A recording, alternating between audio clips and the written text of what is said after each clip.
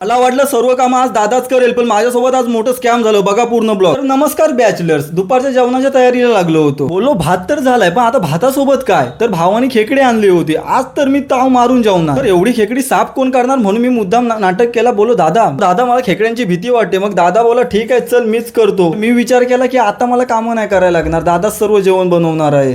तर मी बोलो थोडीशी जरा मिक्सर करायचं काम करून देऊया आपण. मसाले आणायला आणि कोकम आणायला काकांकडे गेलो दुकानात, पण काय घेतलं त्याच्यानंतर वॉलेट गाडीतच राहिला. पैशाची झाली पंचायत. पुन्हा काकांकडे गेलो. काका बोलले ह्यावेळी तरी पैसे आणलेस का नाही. मी बोललो बस काय काका घेऊन आलो ना द्या सर्व. तू एकदम मन लावून काम करत होता. मला विचार येत होते हा दादा सर्व कामं कशी काय करतोय. मी बोललो असो आपल्याला काय आयता खायला भेटेल ना, जेवून घेऊया. मग मंडळी पण आली हाय बाय करायला. आपण तो खुश होतो, आयता भेटला होता सर्व जेवण.